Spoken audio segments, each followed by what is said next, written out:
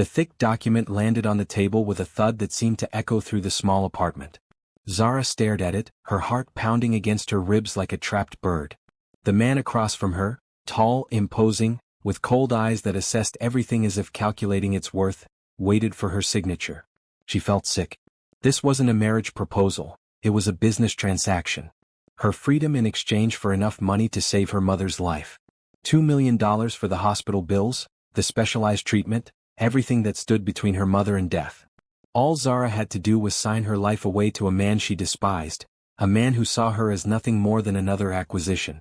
The terms are fair, Alexander Reed said, his voice deep and emotionless.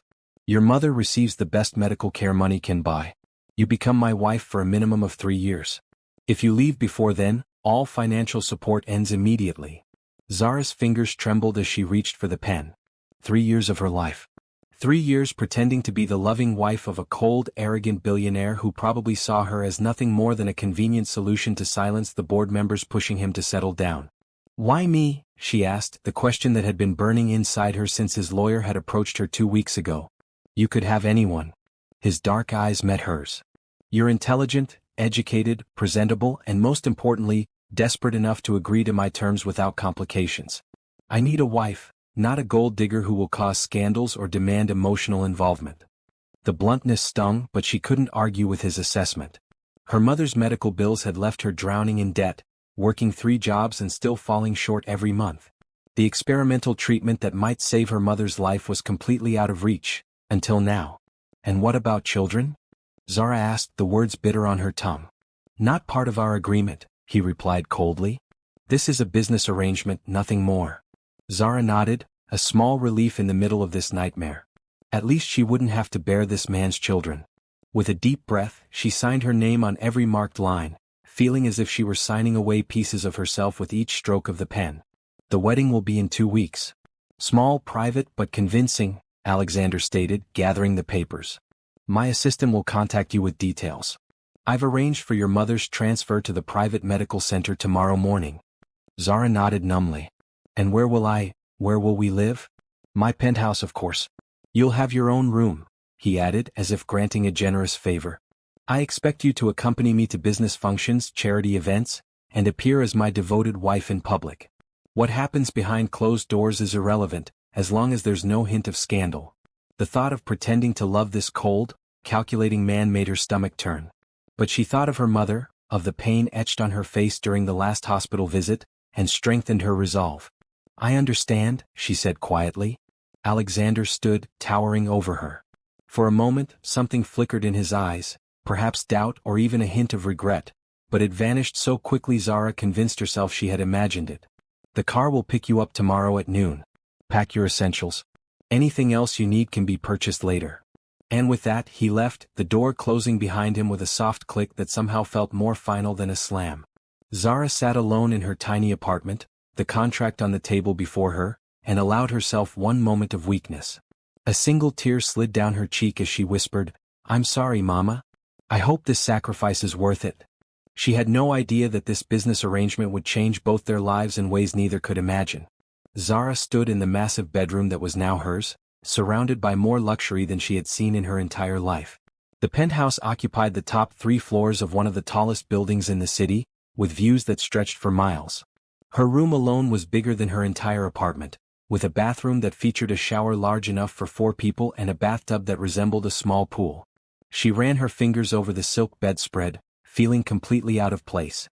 Her few belongings looked pitiful in the massive walk-in closet, occupying just one small corner of the space designed to hold a wardrobe worth more than she would earn in 10 years. A knock at the door startled her. Come in, she called, quickly wiping her eyes. A woman in her 50s entered, her gray hair pulled back in a neat bun, her posture perfect. Miss Zara, I'm Mrs. Chen, the housekeeper. Mr. Reed asked me to inform you that your mother's transfer went smoothly. She's now settled at the Hillcrest Medical Center. Relief flooded through Zara. Thank you. When can I see her? The car is ready whenever you wish to visit. Mr. Reed has instructed that you have full access to the driver at all times. At least he was keeping that part of the bargain. I'd like to go now if possible. Mrs. Chen nodded. Of course. Also, Mr. Reed has scheduled several appointments for you tomorrow. The stylist, personal shopper, and etiquette coach will arrive at 9. Zara stiffened. Etiquette coach? Mrs. Chen's expression remained neutral. Mr. Reed feels it would be beneficial for you to understand the social expectations of your new position. Of course he did.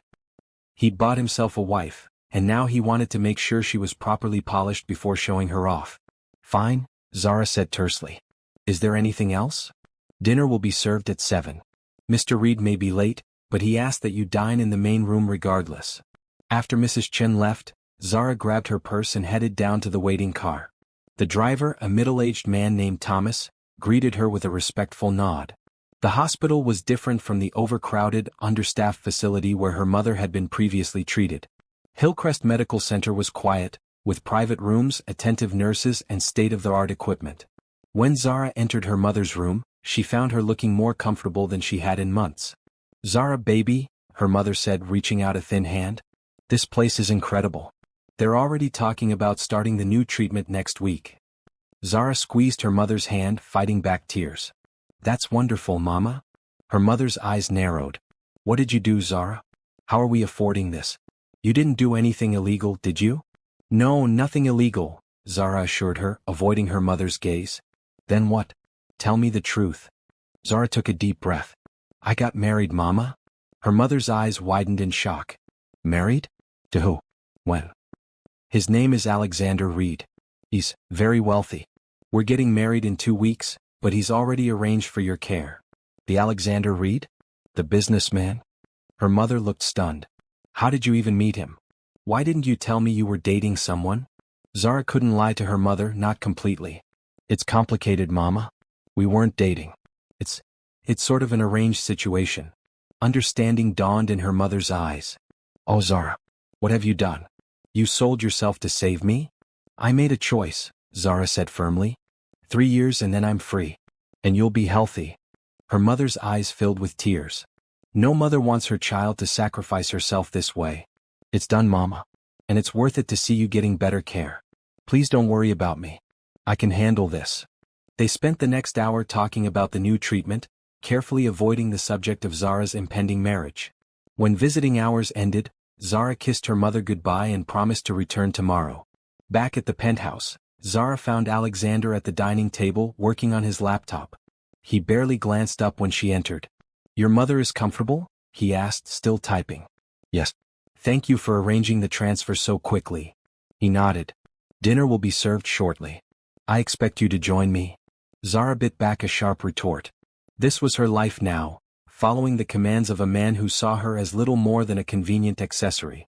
They ate in silence, the only sounds the clink of silverware against fine china. Alexander remained focused on his work, occasionally taking a bite of the exquisitely prepared food without seeming to taste it. Finally, Zara couldn't stand it anymore. Is this how it's going to be for 3 years? Silently coexisting like strangers? Alexander looked up, his expression unreadable. Would you prefer forced conversation? Small talk about the weather perhaps. I'd prefer some acknowledgement that I'm a human being, not just another possession you've acquired. Something flickered in his eyes, surprise perhaps, that she would speak to him this way. You agreed to the terms, he said coolly. I don't recall, stimulating dinner conversation, being part of our contract. Zara pushed her plate away, appetite gone. Fine. May I be excused from this delightful interaction? For a moment she thought he might refuse, but then he nodded. The wedding planner will be here at 10 tomorrow. Your input is expected, within reason. Within reason, Zara repeated. Meaning as long as I agree with whatever you've already decided? A ghost of a smile touched his lips, so brief she almost missed it. You're learning quickly. Zara stood, fighting to keep her composure. Good night, Mr. Reed. Good night, future Mrs. Reed. The title sent a chill down her spine as she walked away, keenly aware of his eyes following her. 2 weeks until the wedding. 2 weeks until this arrangement became official in the eyes of the law and society. 2 weeks until she truly belonged to a man who saw marriage as nothing more than another business transaction. The next morning brought a parade of professionals to the penthouse, each tasked with transforming Zara into someone worthy of being Alexander Reed's wife. The stylist critically assessed her hair, deciding that while the natural curls should stay, they needed proper shaping. The makeup artist taught her how to apply products that enhanced her features while looking natural. The personal shopper arrived with racks of clothing for her to try on. Everything from casual wear to formal gowns. Mr. Reed was specific about the colors and styles, the woman explained, holding up a deep burgundy dress that would complement Zara's dark skin tone perfectly. He has excellent taste. Of course he did. Alexander Reed managed every aspect of his life with precision, and now that included her appearance. The etiquette coach, a stern woman named Ms. Winters, was the most challenging. She critiqued everything from Zara's posture to the way she held her fork. As Mrs. Reed, you'll be under constant scrutiny, Ms. Winters explained. Every gesture, every word will reflect on your husband. Society columnists will be watching for any mistake. I'm not ashamed of where I come from, Zara said defiantly. Ms. Winters raised an eyebrow. No one is asking you to be. But there's a difference between honoring your roots and allowing others to use your background against you, and by extension against Mr. Reed. By late afternoon, Zara's head was spinning with rules and instructions. When Alexander arrived home, he paused in the doorway of the living room, his eyes taking in her transformation. Her hair was styled in a way that made her natural curls look elegant rather than wild, her makeup subtle but effective, and she wore one of the new outfits. A simple but clearly expensive dark blue dress that fit her perfectly. Better, he said after a moment. Ms. Winters, I trust today was productive? Very, the woman replied. Ms. Jones is a quick learner. Good. That will be all for today. When everyone had left, Alexander handed Zara a small box. Put this on. Inside was a stunning engagement ring, a large oval diamond surrounded by smaller stones set in platinum. It probably cost more than her mother's entire medical treatment. The wedding rings are being made, Alexander said as she slipped it on her finger. This should suffice for now. We have a charity event tomorrow night. Your first public appearance as my fiancé. Zara stared at the ring, feeling its weight in more ways than one. That's why all this was necessary? To make sure I don't embarrass you? Yes, he said simply, not bothering to sugarcoat it. The press will be there. First impressions matter. And what's our story? Zara asked.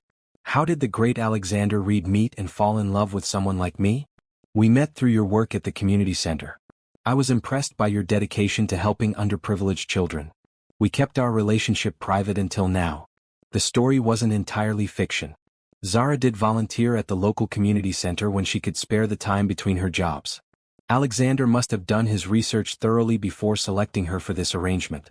And if someone asks how you proposed? Private dinner at my vacation home in the Maldives. Simple, romantic, believable. Everything calculated, everything planned. Nothing genuine. What if I can't do this? Zara asked suddenly. What if I can't pretend to love you convincingly? Alexander studied her face. You will. Because you understand what's at stake.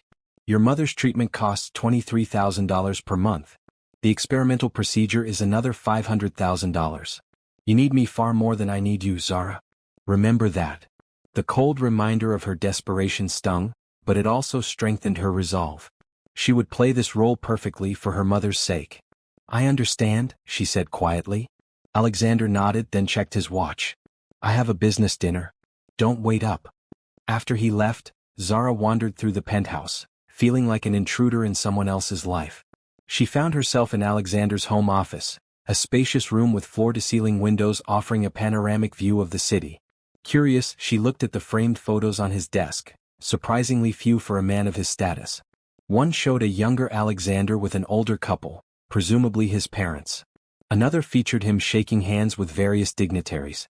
But what caught her attention was a small frame, partially hidden behind the others, showing a young Alexander with his arm around a pretty woman, both of them smiling genuinely. Who was she? A former girlfriend? An ex-wife she didn't know about? Mrs. Chin mentioned you were exploring. Zara jumped, nearly dropping the photo. Alexander stood in the doorway, his expression neutral. I thought you had a dinner, she said, hastily replacing the frame. Cancelled. His eyes went to the photo she'd been examining. Curiosity is natural, but in the future, please respect my privacy. Who is she? Zara asked, ignoring the reprimand. For a moment she thought he wouldn't answer. Then surprisingly he said, my sister, Elena. She died 10 years ago. The unexpected revelation and the flash of genuine pain in his eyes caught Zara off guard. I'm sorry. I didn't know you had a sister. Few people do. I prefer to keep my personal life private. He moved to his desk, effectively dismissing the topic. The wedding planner left some samples for you to review. They're in the living room. Zara recognized the shift back to business. I'll look at them now. As she turned to leave, Alexander spoke again. Zara. She paused, looking back at him. You'll do fine tomorrow night. Just follow Ms. Winter's guidance and be yourself, within reason, of course. Was that his version of reassurance? It was hard to tell with him. Good night, Alexander, she said, using his first name deliberately. A slight pause. Good night, Zara. As she walked away, Zara realized this was the closest thing to a normal conversation they'd had since this arrangement began. It wasn't much, but it was something, a tiny crack in the perfect, polished facade of Alexander Reed, revealing that somewhere inside the cold businessman might be a human being after all. The ballroom of the Grand Hotel sparkled with crystal chandeliers and the glittering jewelry of the city's elite. Zara stood beside Alexander, her hand resting in the crook of his arm, smiling until her cheeks hurt. The deep red gown she wore had been custom-made in just 2 days, the fabric hugging her curves before flowing gracefully to the floor. Diamond earrings, another gift from Alexander, caught the light with every movement of her head. Smile like you mean it, Alexander murmured, his lips barely moving. The society columnist from the Tribune is watching. Zara tightened her grip on his arm slightly. I'm trying, she whispered through her smile. It's not easy pretending to be madly in love with someone who just reminded me to smile properly. To her surprise, a low chuckle escaped him. You have spirit, I'll give you that. Before she could respond, they were approached by an older couple. The man heavy-set with silver hair, the woman rail-thin with an obvious facelift. Alexander. We were beginning to think the rumors of your engagement were just that. Rumors? The woman said, her eyes assessing Zara critically. Margaret, Charles, Alexander greeted them smoothly. Allow me to introduce my fiancée, Zara Jones. Zara, this is Charles Whitmore, chairman of the hospital board, and his wife Margaret. Zara extended her hand, remembering Ms. Winter's instructions on proper greetings. It's lovely to meet you both. Margaret took her hand briefly. Jones? I don't believe I know your family. The implication was clear. Margaret was trying to place Zara's social standing. You wouldn't, Zara replied honestly. My father was a high school teacher and my mother worked, in nursing before her illness. Alexander's arm slipped around her waist, a possessive gesture that surprised her. Zara's work at the community center is what brought us together. Her dedication to helping underprivileged children is remarkable. Charles nodded approvingly, but Margaret's smile remained tight. How charitable of you, Alexander. And when is the happy day? 2 weeks from Saturday. A small, private ceremony. So soon? My, is there a reason for the rush? Margaret's eyebrows raised suggestively. Zara felt heat rising to her cheeks, but Alexander answered smoothly, when you find the right person, Margaret, why wait? After the Whitmores moved on, Alexander guided Zara through the crowd, introducing her to countless people whose names she struggled to remember. Most were polite if curious about their relationship. A few, like Margaret, made thinly veiled inquiries about her background or speculated about the sudden engagement. By the time they reached the bar, Zara was exhausted from maintaining her facade. Water, please, she requested from the bartender. Make that 2, Alexander added, surprising her again. You don't drink? She asked as they moved away with their waters. Not at events like this. I prefer to keep a clear head when dealing with people who are constantly looking for weaknesses to exploit. It was perhaps the most personal thing he'd shared with her. That's actually smart. You sound surprised that I might occasionally have good ideas. Was that a touch of humor in his voice? Before she could respond, a tall blonde woman approached, her smile predatory. Alexander, darling. I was devastated to hear about your engagement. You never mentioned you were seeing anyone. Alexander's posture stiffened slightly. Victoria. I wasn't aware you were on the guest list tonight. Oh, the Millers are such dears. They always include me. Victoria turned her attention to Zara, eyeing her up and down. And this must be the lucky bride-to-be. How unexpected. The emphasis on the last word made its meaning clear. Zara Jones. Zara introduced herself, extending her hand with more confidence than she felt. Victoria ignored the offered hand. Jones? And what exactly do you do, Zara Jones, when you're not capturing billionaires? Alexander stepped closer to Zara. Victoria, I believe your date is looking for you. Oh, he can wait, Victoria waved dismissively. I'm far more interested in hearing how you two lovebirds met. It must be quite the story considering Alexander's usual, preferences. Zara felt anger rising within her. This woman was deliberately trying to humiliate her. "We met at the community center where I volunteer," Zara said, her voice steady. "Alexander was there for a charity event. He asked me out for coffee and things progressed naturally from there." Victoria's smile was venomous. "How quaint. And now, just months later, you're engaged. One might almost think there was a reason for such haste." "The only reason," Alexander said coldly, "is that when I know what I want, I don't waste time. Now, if you'll excuse us, Victoria, we have other guests to greet." He led Zara away, his hand pressing firmly against the small of her back. "Who was that?" Zara asked when they were out of earshot. "Someone from my past who clearly hasn't accepted it's over," Alexander replied tersely. "You handled her well. Thanks, I think." Zara glanced back to see Victoria watching them, her expression calculating. "She seems like the type to cause problems." "She is. But she's also the daughter of one of my major investors, which complicates matters." The rest of the evening continued in much the same way: polite conversation, curious looks, and the occasional thinly veiled barb. Zara found herself increasingly grateful for Ms. Winter's coaching as she navigated the social minefield. It was nearly midnight when Alexander finally suggested they leave. In the car, Zara slipped off her heels with a sigh of relief. "You did well tonight," Alexander said, surprising her with the direct compliment. "Better than I expected." "Thank you, I think." Zara wiggled her toes, trying to restore circulation. "Is it always like that? Everyone watching, judging, looking for weaknesses?" Alexander nodded. "Welcome to my world. It's why I needed someone like you, someone smart enough to navigate these waters without drowning." "Someone desperate enough, you mean?" He looked at her directly. "Yes, that too. Desperation is a powerful motivator for loyalty." "That's not loyalty," Zara countered. "It's survival. In my experience, there's little difference." The car pulled up to the building and Alexander helped her out, his hand surprisingly warm against hers. In the elevator, standing closer than necessary, Zara became acutely aware of him. His height, the subtle scent of his cologne, the way his shoulder brushed against hers when the elevator moved. Inside the penthouse, he loosened his tie as Zara set her clutch on the side table.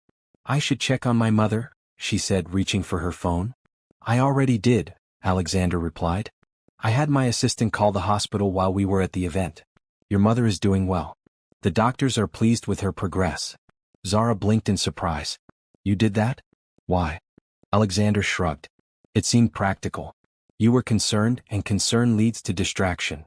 "Thank you," she said quietly. "That was considerate." He nodded, already moving toward his office. "Good night, Zara." "Good night."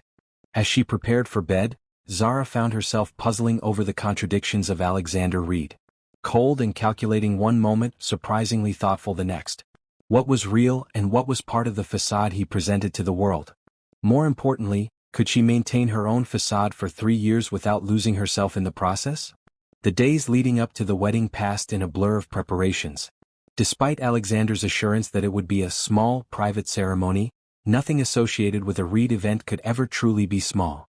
The guest list included 200 essential business associates, political connections, and social elites. The flowers alone cost more than Zara's yearly rent. Between final fittings for her wedding dress, a stunning creation that made her feel like a princess despite the circumstances, and meetings with the wedding planner, Zara spent as much time as possible at the hospital with her mother. "You look tired, baby," her mother observed during one visit. "Are you sleeping enough?" Zara forced a smile. "Just busy with wedding preparations. Nothing to worry about." Her mother reached for her hand. "And this man, Alexander, is he treating you well?" It was a complicated question. Alexander wasn't cruel or abusive. He provided everything she needed and more. But was that treating her well, when the entire relationship was based on a contractual obligation? "He's fair," Zara answered carefully. "We're still getting to know each other." "That's not very reassuring," her mother frowned. "Marriage should be built on love and respect, not fairness." "Times change, Mama. Not everyone marries for love anymore." "But you should," her mother insisted. "You deserve love, Zara. Real love, not just a convenient arrangement. If only it were that simple." "Let's talk about something else. How's the new treatment going?" The diversion worked, and her mother launched into details about the promising results from her first round of therapy. The doctors were cautiously optimistic, which was more hope than they'd had in months. Later that afternoon, Zara returned to the penthouse to find Alexander in a heated phone conversation. That's unacceptable, James. The merger was contingent on maintaining the current management structure. If Donnelly insists on replacing the executive team, we walk. He paused, listening. No, I don't care what pressure he's under. These are people who've worked for the company for 20 years. I'm not throwing them to the wolves for a better quarterly report. He noticed Zara and nodded briefly before continuing his call. Set up a meeting for tomorrow. And make it clear that this is a deal breaker for me. After ending the call, Alexander rubbed his temples, a rare display of stress. Problems with a merger? Nothing that can't be solved with a clear demonstration of priorities, Alexander replied. How's your mother? The question caught Zara off guard. It seemed genuinely interested rather than merely polite. Better, she answered. The new treatment is showing positive results. Alexander nodded. Good. I've arranged for Dr. Chin to join her medical team. He's the leading specialist in her condition. Zara blinked in surprise. Thank you. That's very generous. Alexander waved off her thanks. It's practical. Your mother's health directly impacts your state of mind, which affects your ability to fulfill your role in our arrangement. Of course. Everything came back to the arrangement. It was foolish to think he might have done it out of genuine concern.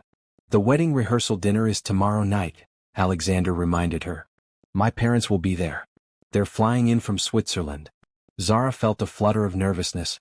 Do they know about our arrangement? No, and they won't, Alexander said firmly. As far as they're concerned, this is a normal relationship that moved quickly because we're certain about our feelings. And they'll believe that? That you, of all people, fell madly in love after a few months. A hint of a smile touched his lips. You'd be surprised what people are willing to believe when it fits their hopes. My mother has been pushing me to settle down for years. And what about my side? We need people who will believe I'm marrying for love, not money. Already arranged. Your friends from the community center have been invited to both the rehearsal dinner and the wedding. I've also included your former colleagues from the university library. Again, his thoroughness surprised her. You really do think of everything, don't you? It's what I do, he said simply. Planning for contingencies is second nature in business. This is no different. But it was different, Zara thought as she walked to her room. A business deal didn't require her to lie to her friends, to her mother, to present a false face to the world and pretend that she was in love with a man who saw her as nothing more than a convenient solution to a public relations problem. That evening they shared a quiet dinner at home. Alexander was preoccupied with work as usual, but occasionally he would ask Zara a question about her day or her mother's treatment. It wasn't exactly warm conversation, but it was more than the stony silence of their early meals together. As they finished dessert, a delicate chocolate mousse that Zara suspected had been added to the menu because she'd mentioned liking chocolate, Alexander received a call that took him to his office. Zara was about to retreat to her room when she heard a crash followed by a string of curse words from Alexander's office.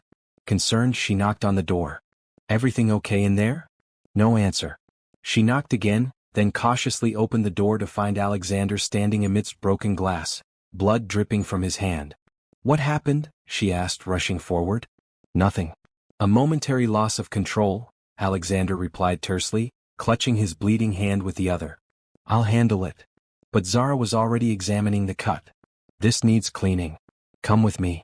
To her surprise, he followed her to the kitchen where she ran his hand under cold water, revealing a nasty gash across his palm. What did you do, punch your glass paperweight? She asked, applying pressure to stop the bleeding. Alexander's silence was answer enough. Bad news on the call? Zara guessed, rummaging in a drawer for the first aid kit Mrs. Chen had shown her. After a moment, Alexander said, the merger fell through. Donnelly went with another offer that didn't include protections for the current employees. I'm sorry, Zara said, genuinely meaning it. It sounds like you were trying to do the right thing. Alexander watched as she cleaned the cut with antiseptic. The right thing is rarely the profitable thing. My board will be displeased. Because you tried to protect people's jobs? Because I let personal concerns interfere with a business decision. He winced slightly as she applied more antiseptic. The merger would have increased our market value by 12%. Zara carefully bandaged his hand. And how many people would have lost their livelihoods? 42 families, Alexander answered without hesitation. Most of them have been with the company since the beginning. Zara finished wrapping his hand. Then you made the right call even if it cost you the deal. Alexander flexed his fingers carefully, testing the bandage. You have a surprisingly gentle touch for someone who so clearly dislikes me. Zara put away the first aid kit. I don't dislike you, Alexander. I dislike our situation. There's a difference. Is there? He studied her face. Most people in your position would hate me on principle. I'm not most people, Zara replied. And hating you would require more energy than I'm willing to spend on someone I'm stuck with for 3 years. To her shock, Alexander actually laughed. A real laugh, not the polite chuckle he used in social situations. Practical of you. I learned from the best, she said dryly. Their eyes met, and for a moment the tension between them shifted from antagonistic to something else. Something Zara wasn't ready to examine too closely. Thank you, Alexander said finally, raising his bandaged hand. This was unexpected. You're welcome. Try not to punch any more glass objects. He nodded, his expression returning to its usual neutral state. Good night, Zara. Good night, Alexander. As she walked back to her room, Zara wondered about the man behind the carefully controlled facade. The man who fought to protect his employees' jobs at the cost of a lucrative deal. The man who arranged for a specialist doctor for her mother without being asked. The man who, for just a moment, had shown a flash of real emotion when things didn't go as planned. Perhaps there was more to Alexander Reed than she had initially believed. The question was whether that made their arrangement easier or infinitely more complicated. The rehearsal dinner was held at an exclusive rooftop restaurant overlooking the city. Soft lighting, exquisite food, and the gentle notes of a string quartet created an atmosphere of romantic elegance that almost made Zara forget the reality of her situation. Almost. Alexander's parents were not what she had expected. His father, Richard Reed, was warm and boisterous where Alexander was reserved and controlled. His mother, Elise, had the same piercing intelligence as her son but tempered it with genuine warmth and humor. We've waited so long for Alexander to find someone, Elise confided to Zara as they sipped champagne. I was beginning to think he'd choose work over love forever. Guilt twisted in Zara's stomach. These kind people were being deceived, believing their son had finally found happiness when in reality, he'd simply found a convenient business solution. Alexander is very focused on his work, Zara replied carefully. Elise nodded. That's putting it mildly. Ever since Elena's death, he's thrown himself into work. It became his refuge from grief. She squeezed Zara's hand. But now he has you.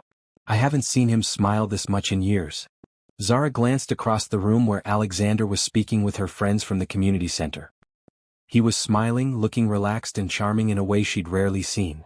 It was all an act, of course, but a convincing one. Elena was very special to him, Zara said softly, remembering the photo on Alexander's desk. Elise's eyes widened slightly. He told you about Elena? My goodness, he must truly love you. Alexander never speaks of her, not even to us.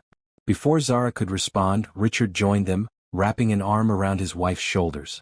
What secrets are you two sharing?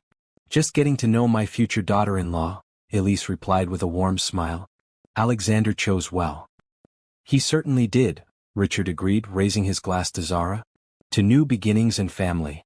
Zara raised her glass, the guilt intensifying. These people didn't deserve to be lied to. Yet here she was, playing her part in the deception. Later, as guests mingled over dessert, Alexander found her on the balcony where she'd stepped out for a moment of quiet. Everything all right? He asked, coming to stand beside her. Your parents are lovely people, Zara said, looking out at the city lights. I hate lying to them. Alexander was quiet for a moment. They like you. That's not a lie. But the reason I'm marrying you is. Does it matter? They're happy. You're getting what you need. I'm getting what I need. Zara turned to face him. And what exactly are you getting, Alexander? You've never really explained why this arrangement was necessary. Why not just date someone normally? Alexander's jaw tightened. Dating requires time and emotional investment I'm not willing to make. This is more efficient. Efficient, Zara repeated, shaking her head. Is that how you see everything? In terms of efficiency? It's served me well so far. Has it? You seem. She hesitated, then decided to speak her mind. You seem lonely. Something flickered in his eyes, anger perhaps, or surprise that she would dare to analyze him. You don't know me well enough to make that assessment. Don't I? We've lived together for almost 2 weeks. I've seen how you work until midnight, how you barely interact with anyone unless it serves a purpose. That doesn't strike me as a fulfilling life. I didn't ask for your opinion on my life choices, Alexander said coldly. No, you just asked me to share that life for the next 3 years, Zara countered. That gives me some right to observe that it seems empty. For a moment she thought she'd pushed too far. Alexander's expression darkened, and he took a step toward her, close enough that she could feel the heat radiating from his body. You think you understand me after 2 weeks? His voice was low and tense. You have no idea what drives me, what I want, what I need. Zara held her ground, though her heart was racing. Then tell me. We're supposed to be in love, about to get married. Shouldn't I know those things? Their eyes locked in silent challenge. The air between them seemed to vibrate with tension. Alexander. Zara. Time for toasts. Richard's voice broke the moment. Alexander stepped back, his expression once again controlled. We should go in. Of course, Zara agreed, relieved and disappointed at the same time. Wouldn't want to disrupt the schedule. As they returned to the party, Alexander's hand settled at the small of her back, a gesture that had become familiar over the past week of public appearances. But tonight it felt different somehow. More deliberate. More possessive. The toasts were emotional, especially the one from her best friend Jasmine, who spoke of finding true love and knowing when someone was right for you. Zara fought back tears, knowing it was all based on a lie. When it was Alexander's turn to speak, he surprised her. I've never been one for public displays, he began, his gaze finding Zara. My colleagues would tell you I'm more comfortable with spreadsheets than speeches. But Zara deserves words, not just actions. He paused, and when he continued, his voice had softened. They say the right person comes along when you least expect it. I wasn't looking for love when I met Zara. I was focused on work, on the next deal, the next challenge. But sometimes life has other plans. His words were perfect, romantic enough to be convincing, vague enough to avoid specific lies. Zara marveled at his ability to say exactly the right thing while revealing absolutely nothing of himself. To my beautiful bride-to-be, Alexander concluded, raising his glass. Thank you for showing me that some things are more valuable than efficiency. Everyone laughed and applauded. Zara smiled, playing her part even as his words, a pointed reference to their earlier conversation, stung. The evening wound down and guests began to depart. Alexander's parents were staying at the penthouse, in the guest suite on the lower level, so they all returned home together. Would you mind if we borrowed Alexander for a nightcap, Zara? Richard asked as they entered the lobby. Just a bit of father-son time before the big day. Of course not, Zara replied. I should get some rest anyway. Elise hugged her warmly. It's been wonderful getting to know you, dear.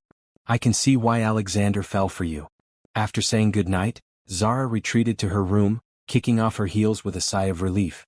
She changed into comfortable pajamas and was about to get into bed when a knock sounded at her door. Alexander stood there, still in his suit pants and shirt, though he'd removed his tie and jacket. May I come in? Surprised, Zara stepped back to allow him entry. Is everything okay? I thought you were having drinks with your father. We did. It was brief. Alexander paced a few steps, then turned to face her. I want to clarify something about our earlier conversation. Zara crossed her arms, suddenly conscious of being in her pajamas. Okay. You suggested my life is empty. That I'm lonely. His voice was controlled, but Zara could sense the tension beneath the surface. You're not entirely wrong. The admission surprised her. I didn't expect you to agree with me. I rarely waste energy arguing against obvious truths. Alexander moved to the window, looking out at the night sky. After Elena died, I found that work was the only thing that made sense. Numbers don't lie. Contracts don't break your heart. Business is predictable in ways that people never are. Zara sat on the edge of her bed, watching him. I'm sorry about your sister. What happened to her? For a long moment she thought he wouldn't answer. Then quietly he said, car accident. She was 24. I was driving. The simple statement held worlds of pain. It wasn't your fault, Zara said gently. The other driver was drunk, ran a red light, Alexander continued as if she hadn't spoken. Logically, I know it wasn't my fault. Emotionally, he shrugged. Well, that's why I prefer logic to emotion. That's why you keep everyone at a distance, Zara realized. Why you created this arrangement instead of risking a real relationship. Alexander turned to face her. This arrangement serves both our needs. It's practical. But is it enough? Zara asked. Is practicality really all you want from life? Something shifted in his eyes, vulnerability quickly masked. It's all I'm willing to risk. The raw honesty of his response caught her off guard. For the first time she was seeing the real Alexander Reed, not the cold businessman but the wounded man beneath. "Thank you for telling me about Elena," she said softly. "It helps me understand you better."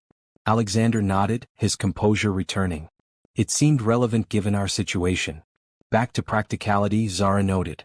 His moment of openness had passed. "Well, good night then," she said, standing. Alexander moved toward the door, then paused. "Zara." "Yes. For what it's worth, I don't regret choosing you." His eyes held hers. "Of all the candidates I considered, you were the most genuine." It was an odd compliment, but Zara found herself appreciating it nonetheless. "Thank you, I think. Good night." He left, closing the door quietly behind him. Zara lay in bed, thinking about the glimpse she'd gotten of Alexander's true self. The man had depths she hadn't suspected, pain he kept carefully hidden behind his controlled exterior. It made him more human, more real. And that realization was dangerous. Because feeling sympathy for Alexander Reed, understanding his pain, seeing him as a complex person rather than just a cold businessman, that was a complication she hadn't prepared for. One that could make pretending to love him for the next 3 years far more complicated than she'd anticipated. The morning of the wedding dawned clear and bright. Zara stood in the bridal suite of the Reed family's country estate, surrounded by the hairstylist, makeup artist, and her 2 closest friends who were serving as bridesmaids. "You look absolutely stunning," Jasmine said, tears in her eyes as she helped adjust the veil. "Alexander is going to lose his mind when he sees you." If only that were true, Zara thought, examining her reflection. The wedding dress was a masterpiece of delicate lace and tiny pearls, fitted perfectly to her body before flowing out in a graceful train. Her hair was styled in an elegant updo with a few curls framing her face. She looked every inch the beautiful bride, except for the doubt clouding her eyes.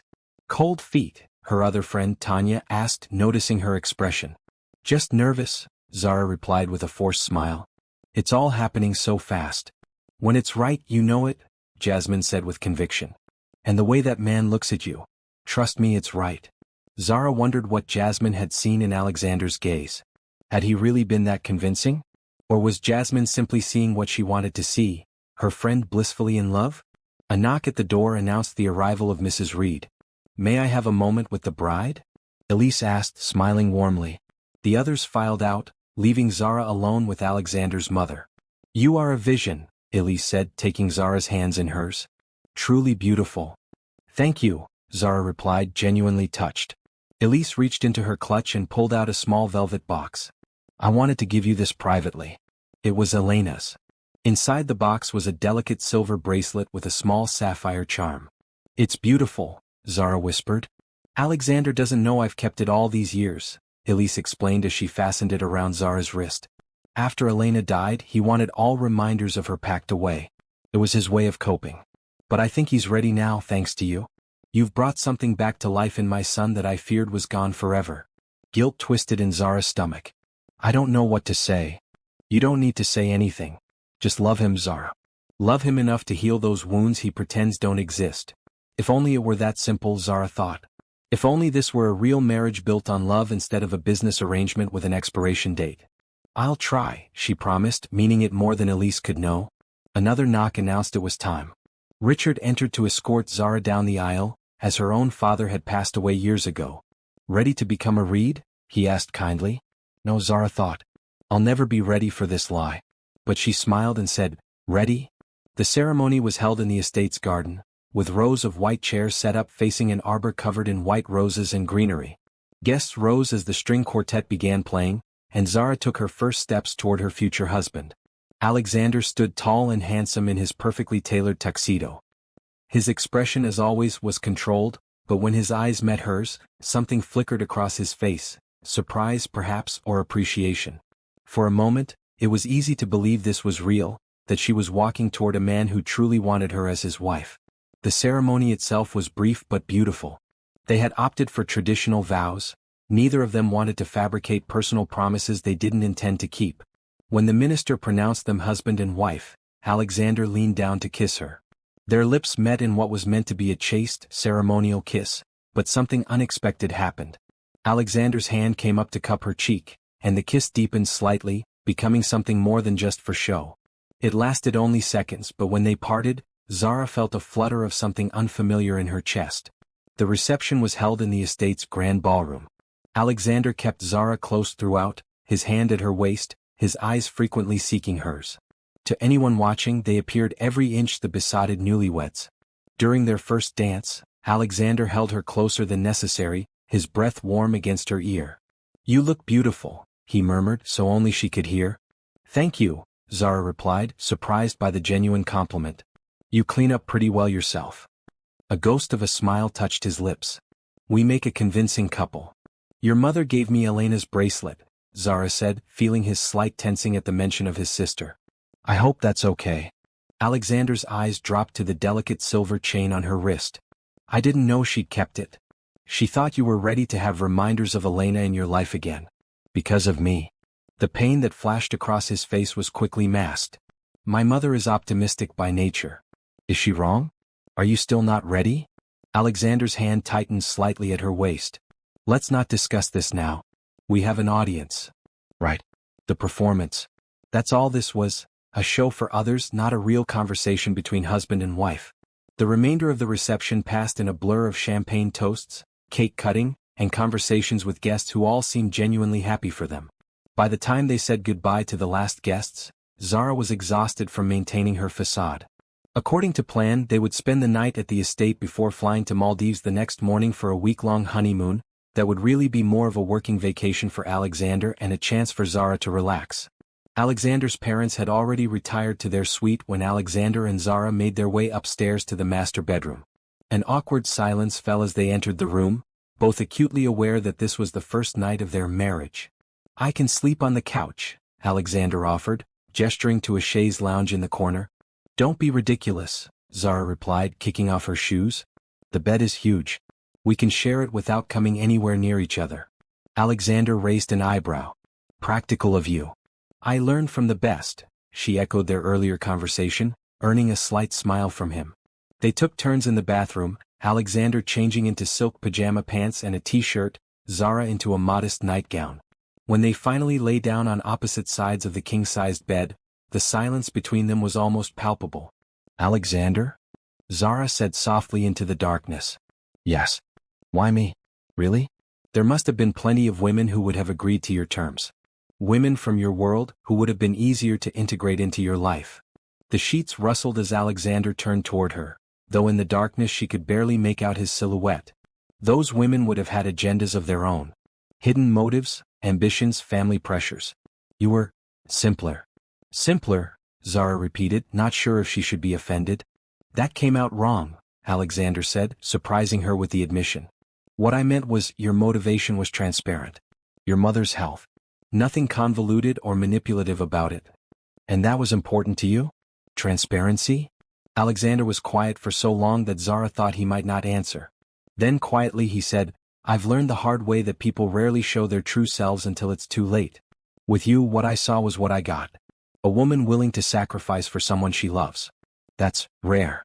The unexpected insight into his thinking left Zara momentarily speechless. "I don't know whether to be flattered or insulted," she finally said. A low chuckle came from Alexander's side of the bed. "Take it as a compliment. Of all the candidates I considered, you were the one I thought I could tolerate living with for 3 years." "Such romance," Zara teased, surprising herself with the light tone. "No wonder I couldn't resist." "Get some sleep, Mrs. Reed," Alexander replied, and Zara could hear the smile in his voice. "Tomorrow we begin our honeymoon charade." "Good night, Mr. Reed." As she drifted toward sleep, Zara realized that something had shifted between them. The antagonism of their early days together had evolved into something more complex. Not quite friendship, but a mutual understanding that made their arrangement seem less like a cold business deal and more like a partnership. It was a dangerous shift, because while pretending to love Alexander Reed for the public was one thing, actually developing real feelings for him would be a complication neither of them had bargained for. The Maldives were everything the brochures promised: crystal clear waters, white sand beaches, and luxurious privacy. Their overwater bungalow sat at the end of a long pier, offering uninterrupted views of the horizon and complete seclusion from other guests. Zara stood on the deck, watching fish dart through the transparent waters below, still trying to process the reality that this was her life now. Mrs. Alexander Reed, honeymooning in paradise with a husband who had bought her presents with medical care for her mother. "The view suits you," Alexander commented, joining her at the railing. He'd changed from his travel clothes into linen pants and a light shirt, looking more relaxed than she'd ever seen him. It's breathtaking, Zara agreed. Hard to believe places like this really exist. I thought you might appreciate it. Your mother mentioned you'd always wanted to see the ocean. Zara turned to him in surprise. You talked to my mother about me? Alexander shrugged. I spoke with her several times while you were busy with wedding preparations. She wanted to make sure I wasn't some sort of villain forcing you into marriage. And what did you tell her? The truth, that I care for her daughter and would ensure she was well taken care of. He leaned against the railing. It wasn't entirely a lie. I do care about your well-being, Zara. Happy wife, happy life, as they say. Zara rolled her eyes at the cliché. Ever practical. Always. Alexander checked his watch. I have a video conference in 30 minutes. After that, we can have dinner on the beach if you'd like. And there it was, the reminder that even in paradise, business came first for Alexander Reed. Sounds lovely, Zara replied, keeping her disappointment from her voice. I think I'll go for a swim. The next few days fell into a pattern. Alexander would work in the mornings while Zara explored the island, swam in the crystal waters, or read in a hammock. They would share lunch, sometimes making pleasant conversation about the island, the food, or Zara's mother's improving condition. Then Alexander would return to work until dinner, when they would dine together before retreating to their separate sides of the massive bed. It was a peaceful coexistence, but hardly the passionate honeymoon other guests assumed they were enjoying. Zara caught more than one sympathetic glance from staff who clearly thought the handsome groom was neglecting his beautiful bride by working through their honeymoon. On their fourth day, Zara was snorkeling near their bungalow when she spotted Alexander on the deck, pacing as he spoke on his phone. His expression was tense, his free hand clenched at his side. When she climbed back onto the deck, he was still arguing with whoever was on the other end of the call. I don't care what the board thinks. The decision is final. We're not laying off the Detroit team. He paused, listening. Then find another way to cut costs. That's what I pay you for, isn't it? He ended the call with more force than necessary, then noticed Zara standing there in her dripping swimsuit. Problems at the office? She asked, reaching for a towel. Alexander's jaw tightened. Nothing I can't handle. Doesn't sound like nothing. Something about laying off a team? The board wants to cut costs by closing our Detroit factory. 300 people would lose their jobs. He ran a hand through his hair, a rare gesture of frustration. It would boost our quarterly numbers, but destroy families who have been loyal to the company for generations. Zara wrapped the towel around herself. And you're fighting to keep it open, even though it would be more profitable to close it. Alexander's eyes narrowed. Don't sound so surprised. I'm not a monster, Zara. I never said you were, she replied carefully. But you've always emphasized that business comes first. That efficiency is your priority. Efficiency doesn't always mean cutting jobs, Alexander argued. Those workers have specialized skills that would take years to replicate elsewhere. The short-term gain would lead to long-term loss. It sounded logical, pragmatic, exactly the sort of reasoning she'd expect from Alexander. And yet, she sensed there was more to it than pure business calculations. Is that the only reason you're fighting for them? Alexander turned to look out at the ocean, his profile sharp against the blue sky. My father started in that factory. Worked his way up from the floor to management before eventually taking over the company when my grandfather retired. Those people aren't just numbers on a spreadsheet to me. They're part of the Reed legacy. The admission surprised her. It was the most personal thing he'd shared with her since their wedding night. I didn't know that about your father, Zara said softly. It's not something I advertise. In business, sentiment is often seen as weakness. But not by you. Alexander turned to face her. I separate sentiment from business decisions.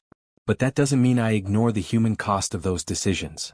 Zara studied him, seeing beyond the controlled facade to the complexity beneath. You're a contradiction, Alexander Reed. You pretend to be cold and calculating, but then you fight for your employees. You claim to avoid emotional entanglements, yet you arranged this entire marriage to please your parents and business associates. Is that what you think? That I did this for appearances? Didn't you? You said yourself you needed a wife to project stability, to satisfy the board's concerns about your commitment to the company's future. Alexander stepped closer, close enough that Zara could see the flecks of gold in his brown eyes. That was part of it. But not all. What's the rest then? Zara asked, suddenly very aware of her state of undress, of the small space between them. For a moment she thought he might actually tell her.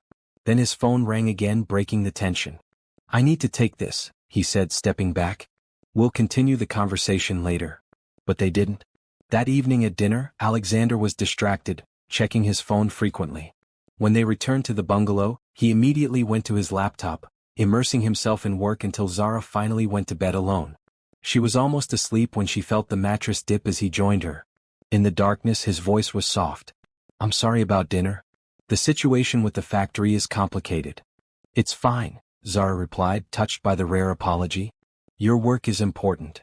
Alexander was quiet for a moment. "This wasn't how I planned our honeymoon." Zara couldn't help but laugh softly. "I don't think either of us planned any of this, Alexander." "True enough." She could hear the smile in his voice. "But I didn't intend to neglect you quite so thoroughly." "I'm not complaining. The resort is beautiful and I've enjoyed the peace." "Still," Alexander said, "we should do something together tomorrow? Something honeymoon-like." "Like what?" "There's a private island about an hour from here by boat. We could pack a lunch, spend the day there." The suggestion caught Zara off guard. It sounded almost like a real date. "What about your work?" "It can wait one day."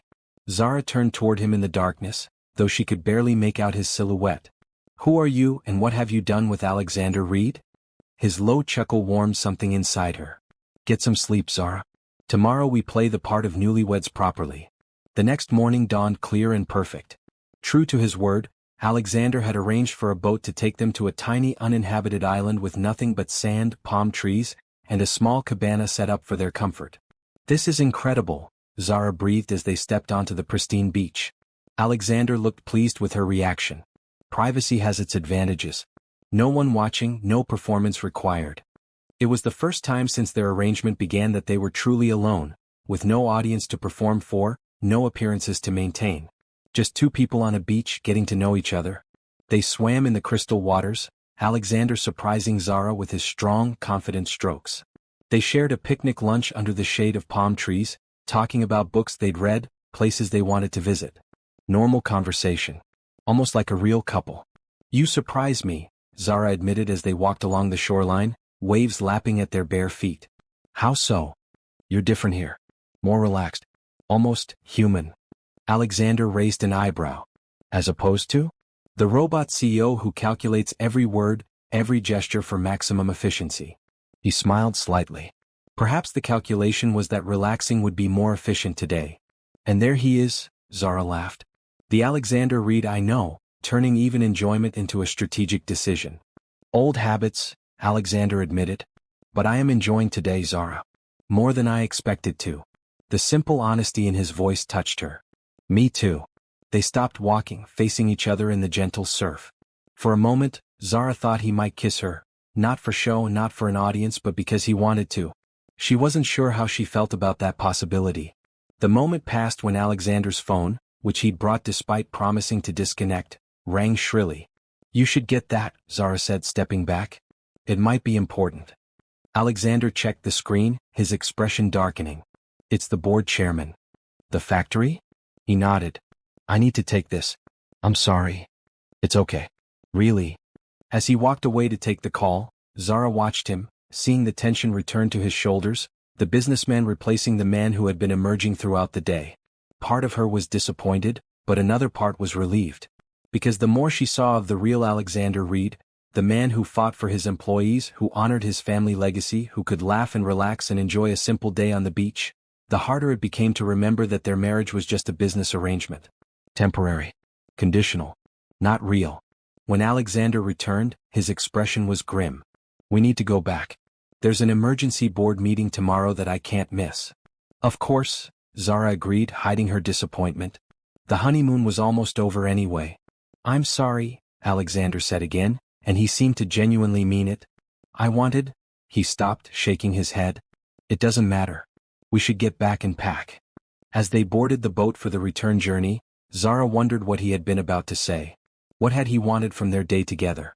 From their arrangement? More importantly, what did she want? Because somewhere between disgust and resignation, her feelings toward Alexander Reed had begun to shift into something far more complicated, and potentially dangerous for her heart. Returning to real life after their abbreviated honeymoon brought new challenges. Alexander was immediately absorbed in the crisis at work, staying late at the office and bringing work home when he did return to the penthouse.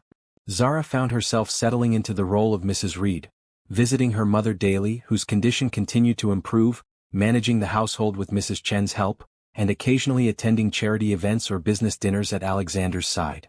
To the outside world they presented the image of a perfect couple. Alexander was attentive in public, his hand often at the small of her back, his eyes frequently seeking hers. Zara played her part with increasing ease, her smiles seeming less forced, her affection for her husband appearing more genuine. Sometimes she almost forgot it was an act. Almost. The reality was that they lived largely separate lives under the same roof. Alexander's work consumed him, especially as the fight to save the Detroit factory intensified. Zara found purpose in volunteer work at the community center and in helping her mother through her recovery. They would share occasional meals, making polite conversation about their days, before retreating to their separate spaces. It was during one such dinner, nearly a month after their return, that Alexander surprised her with an announcement. "We've been invited to the Morrison Charity Gala next weekend," he said, passing her a formal invitation. "It's one of the biggest events of the year." Zara examined the elegant card. "Sounds important." "It is. Every major business leader and politician in the state attends." Alexander hesitated, then added, "Victoria will be there." The beautiful blonde who had been so hostile at their first public appearance together. "Your ex." "We dated briefly," Alexander admitted. "It ended badly." "How badly?" Alexander's expression darkened. "She expected more than I was willing to give. When I ended things she took it poorly." "Meaning?" "Meaning she tried to cause problems at work. Her father is a major investor in several of my companies. She implied I had taken advantage of our relationship to secure his support for certain projects." Zara raised an eyebrow. "Did you?" "No," Alexander said firmly. "I keep business and personal matters separate. Always. Except when it comes to marrying a stranger to project stability," Zara pointed out. A ghost of a smile touched his lips. "Touché. But that was the exception, not the rule. So you're warning me that your vindictive ex will be at this gala?" Alexander nodded. "She'll likely try to provoke you. Test our relationship for weaknesses." "I can handle her," Zara assured him, remembering their brief but tense encounter at the charity event. "But I'm curious, if you knew she would cause problems, why did you break up with her?" Alexander's gaze was steady. "Because staying in a relationship without genuine feeling is a disservice to both parties." The words hung between them, loaded with unspoken implications. Wasn't that exactly what they were doing? Staying in a relationship, a marriage no less, without genuine feeling? "I see," Zara said quietly. "No, I don't think you do," Alexander replied, surprising her. "With Victoria, there was mutual attraction but nothing deeper. No foundation for anything meaningful. It would have been dishonest to continue." "And this?" Zara gestured between them. "What we're doing. Is that honest?" "We're honoring our agreement," Alexander said carefully. "That's its own kind of honesty." It was a convenient rationalization, but Zara didn't challenge it. After all, she had entered into this arrangement willingly, eyes open to the reality of what it was, and wasn't. "What should I wear to this gala?" she asked instead, changing the subject. "Something elegant. I've arranged for several options to be delivered tomorrow for you to choose from." Of course he had. Alexander Reed left nothing to chance, especially not his wife's appearance at an important event. The night of the gala arrived, and Zara found herself standing before the mirror in their bedroom, examining her reflection critically. She had chosen a midnight blue gown with a subtle sparkle that caught the light when she moved. Her hair was swept up in an elegant style that emphasized her long neck, and the diamond earrings Alexander had given her as a wedding gift glittered at her ears. "You look stunning," Alexander said from the doorway, his eyes taking in every detail of her appearance. "Thank you," Zara replied, turning to face him. He was immaculate in his tuxedo, handsome in a way that still caught her off guard sometimes. "You clean up well yourself." Alexander approached, holding a velvet box. One final touch. Inside was a diamond necklace that matched her earrings, an exquisite piece that must have cost a fortune. "Alexander, this is too much." "Nothing is too much for my wife," he said, loud enough for Mrs. Chin, who was passing in the hallway, to hear. In a lower voice he added, "Victoria will be dripping in jewels. You should be equally impressive." Of course. It was all part of the performance. Zara turned so Alexander could fasten the necklace. His fingers brushed the nape of her neck, sending an unexpected shiver down her spine. When he finished, his hands lingered on her shoulders a moment longer than necessary. "Perfect," he murmured, their eyes meeting in the mirror. The moment was broken by the ringing of his phone. Alexander checked it, his expression shifting back to business mode. "The car is waiting." The Morrison Charity Gala was held in the grand ballroom of the city's most prestigious hotel. As they entered, Zara was conscious of eyes turning their way, of whispers following their progress across the room. The newly married Reeds were clearly a topic of interest. "Alexander. Zara. Wonderful to see you both," Charles Whitmore boomed, approaching with his wife Margaret in tow. "How was the honeymoon?" "Paradise," Alexander replied smoothly, his arms sliding around Zara's waist. "Though too brief, unfortunately. Business called." "It always does," Charles agreed with a knowing chuckle. "Margaret and I have been married 30 years, and I've yet to take a vacation without my phone ringing." "That's because you'd be lost without work to occupy you," Margaret said dryly. "Zara, you look lovely tonight. That necklace is exquisite." "Thank you," Zara replied. It was a gift from Alexander. Margaret's eyebrows rose slightly. How generous. Alexander was never one for extravagant gestures in the past. The subtle dig wasn't lost on Zara. "I guess he just needed the right motivation," she replied with a sweet smile. Alexander's hand tightened slightly at her waist, a silent approval of her response. As the evening progressed, they moved through the crowd together, Alexander introducing Zara to countless business associates and their wives. She played her part perfectly, charming and intelligent but never overshadowing her husband. They were at the bar when Victoria made her appearance, stunning in a red dress that left little to the imagination, her neck and wrists adorned with rubies. "Alexander," she purred, ignoring Zara completely. "You've been avoiding me." "Victoria," Alexander acknowledged coolly. "I've been on my honeymoon." Victoria's eyes flicked briefly to Zara, dismissing her before returning to Alexander. "Yes, I heard. Such a rushed affair. One might wonder why the hurry. When you know what you want, why wait?" Zara interjected, linking her arm through Alexander's. "We're very happy with our decision." Victoria's smile was venomous. "Of course you are, dear. A woman in your position would be thrilled with any opportunity to elevate herself." The implication was clear, that Zara had married Alexander for his money and status. "Actually," Zara replied calmly, "I was quite content with my life before meeting Alexander. But when you find someone who challenges you, supports you and sees you for who you truly are, that's not an opportunity you pass up, regardless of their bank account." Alexander looked at her with genuine surprise, clearly not expecting such a passionate defense. Victoria's eyes narrowed. "How touching. Tell me, Alexander, does she know about your arrangement with the board? The timeline they gave you to settle down or risk losing control of certain aspects of the company?" So that was it. The real reason for Alexander's urgency in finding a wife. Not just public perception but actual pressure from his board of directors. "Victoria," Alexander said, his voice dangerously soft, "you should be careful about spreading rumors. Especially ones that could be interpreted as an attempt to manipulate stock prices." Victoria paled slightly. "It's hardly a rumor when your father mentioned it himself at the last investors' meeting." "My father," Alexander said coldly, "should know better than to discuss board matters at social events." "As should you." Taking Zara's arm, he led her away, his jaw tight with anger. "Is it true?" Zara asked quietly when they were out of earshot. "Did the board give you an ultimatum?" Alexander was silent for a moment, then nodded curtly. "They were concerned about long-term stability. Several key investors suggested that my personal lifestyle didn't reflect the family values the company was founded on. So it wasn't just about public perception. You genuinely risked losing control of your company if you didn't marry."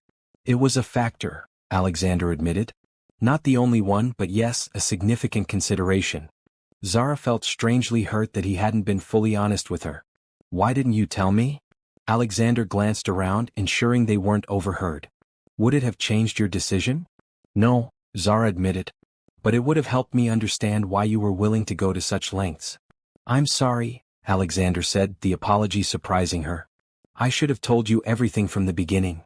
Before Zara could respond, they were interrupted by the event chairman calling for everyone's attention.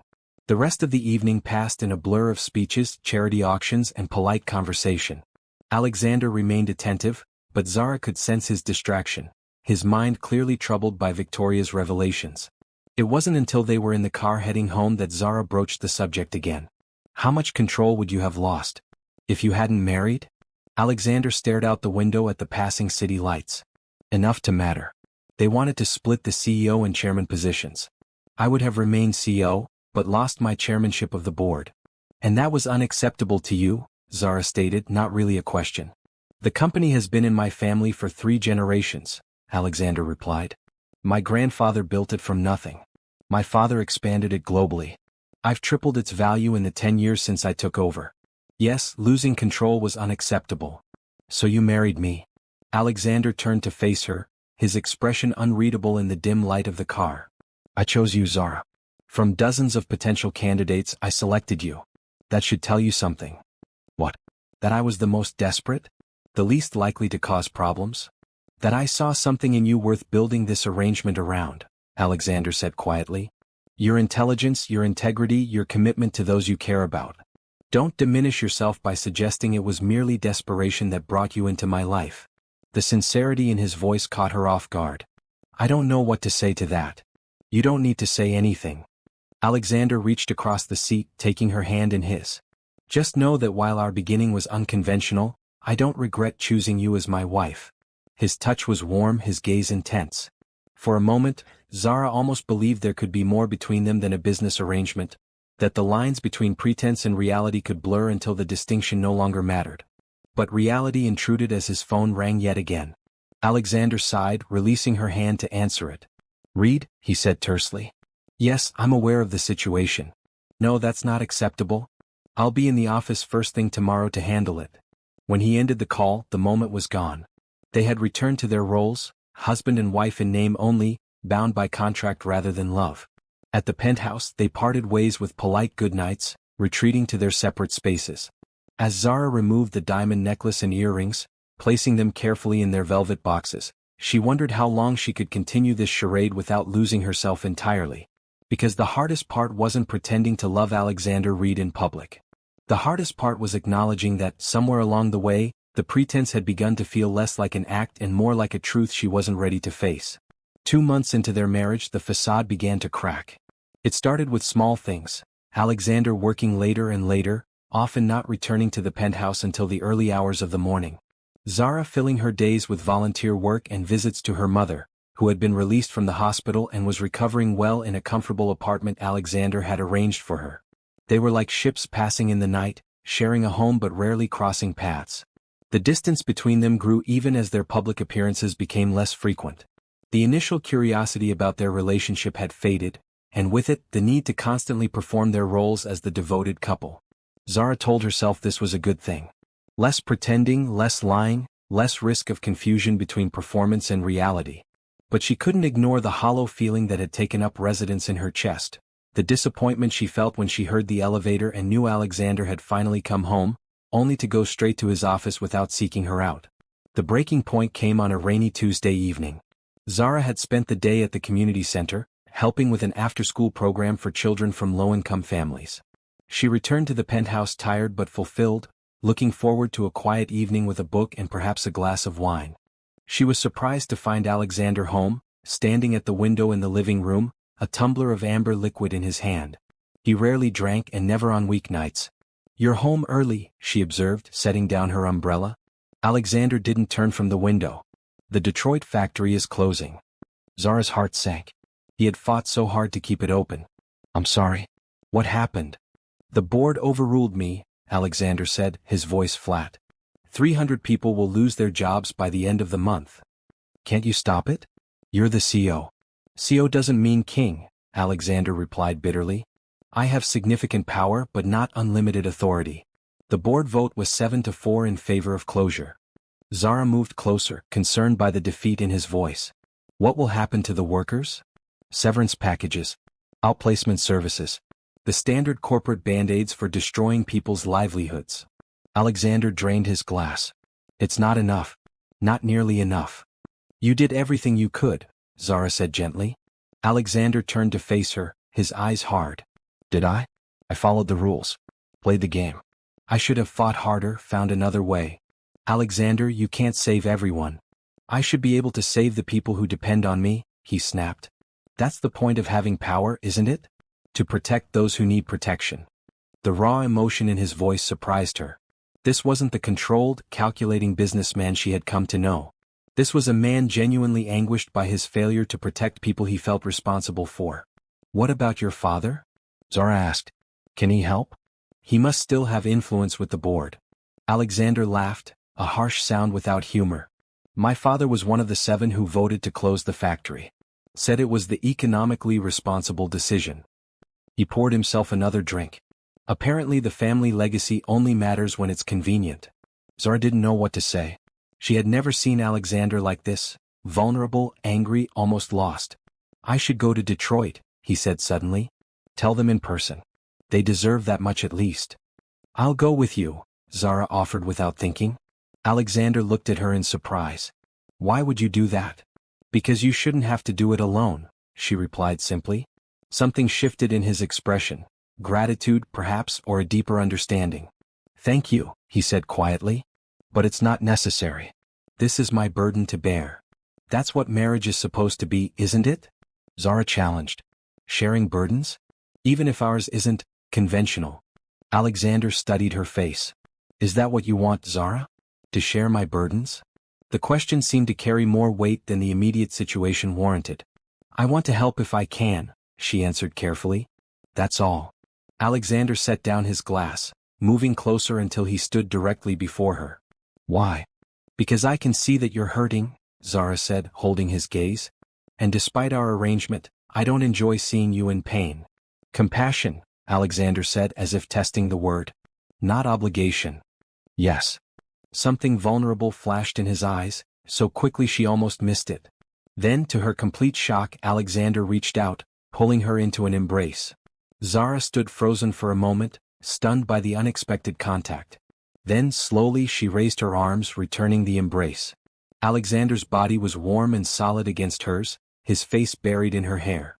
She could feel his heart beating too fast, and realized this was probably the first time he had allowed himself to be comforted in years.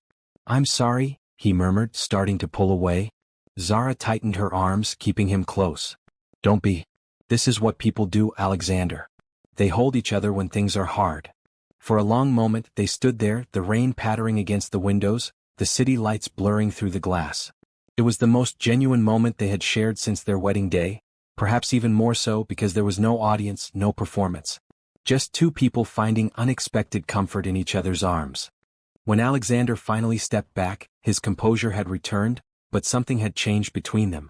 A barrier had fallen, revealing the possibility of a different kind of relationship than the one they had contracted for. I'll make arrangements for us to fly to Detroit tomorrow, he said, his voice steadier. Us? Zara questioned. Alexander nodded. If you're still willing to come.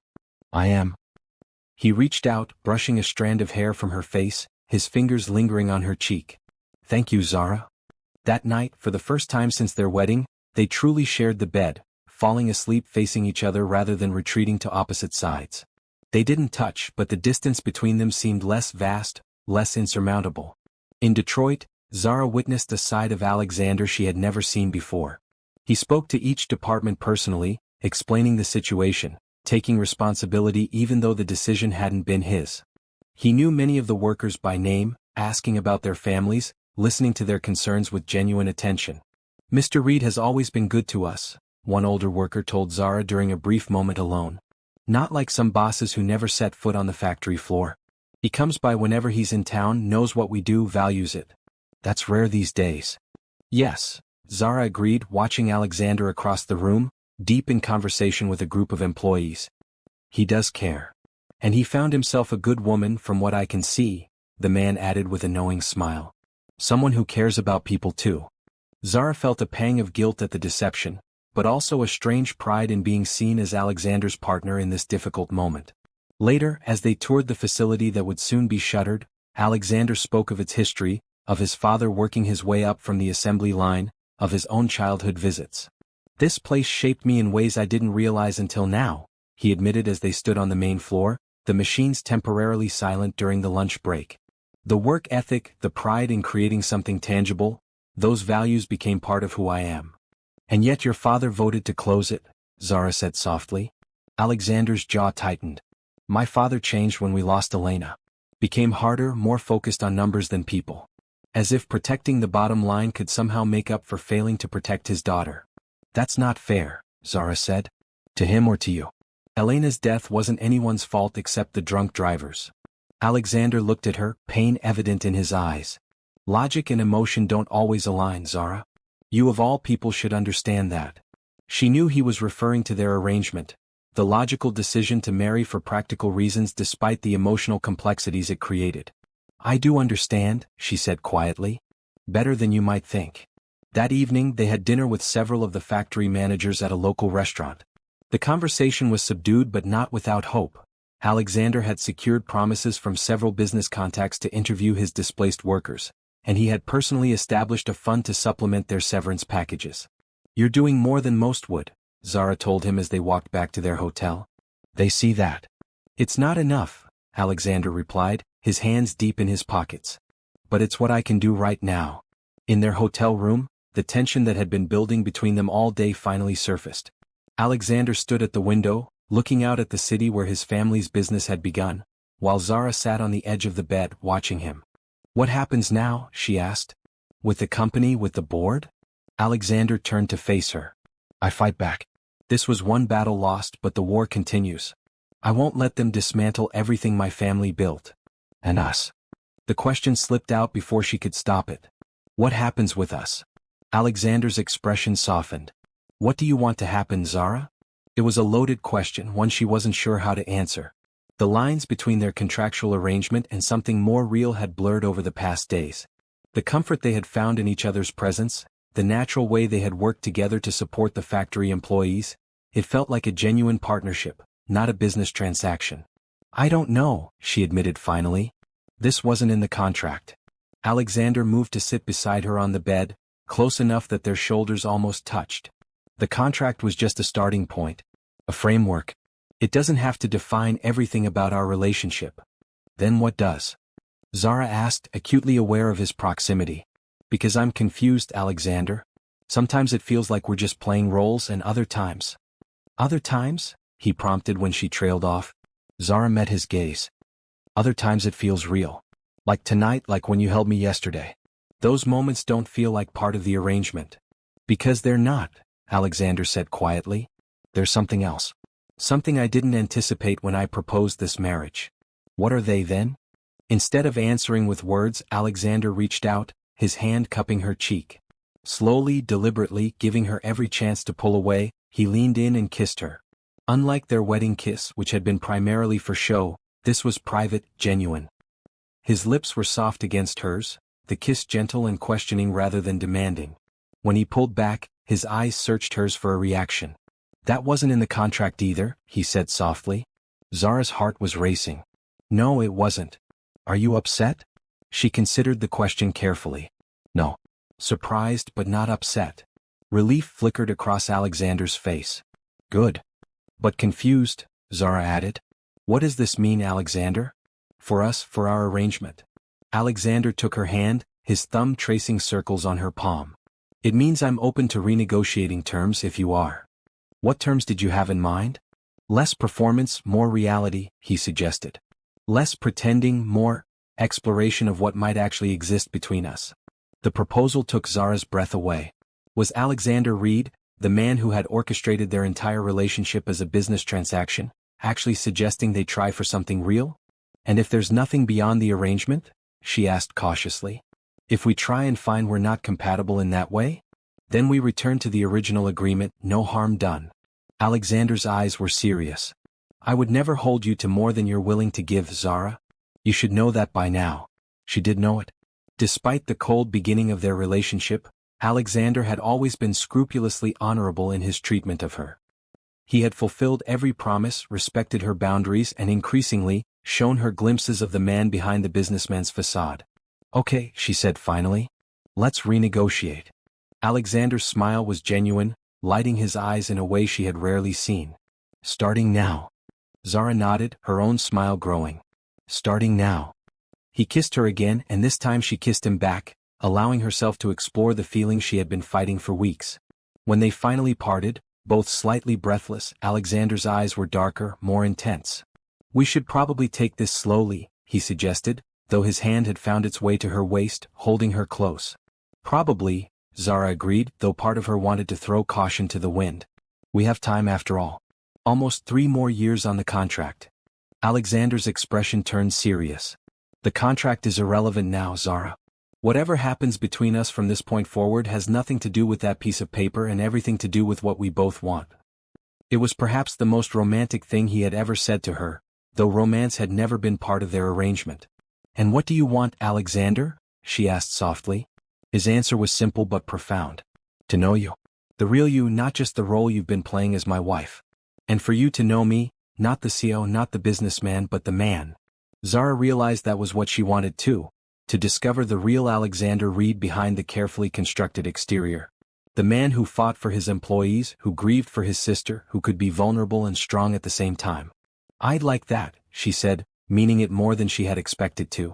That night, they slept in each other's arms for the first time, not out of passion, but out of a newfound comfort and connection that transcended their original arrangement. It wasn't love, not yet, but it was the beginning of something that could grow into love if they both allowed it to. As Zara drifted towards sleep, Alexander's heartbeat steady beneath her ear, she realized that what had begun as the most pragmatic of arrangements had somehow led her to this moment of genuine intimacy. Life, it seemed, had a sense of irony, bringing her closest to love through a marriage that had started without a shred of it. The journey ahead was uncertain. They would face challenges as they navigated the shift from a business arrangement to a real relationship. But for the first time since signing that contract, Zara felt truly hopeful about the future. A future that might include not just financial security for her mother, but happiness for herself with a man she was beginning to see in an entirely new light. Perhaps, she thought as sleep claimed her, some of the best love stories did begin with disgust after all. Not because disgust transformed magically into love, but because seeing beyond first impressions, beyond facades and defenses, allowed two people to discover what was real, what was worth fighting for, beneath the surface. And if there was one thing Zara had learned about Alexander Reed, it was that what lay beneath his controlled exterior was a man worth knowing, worth understanding. Perhaps even worth loving.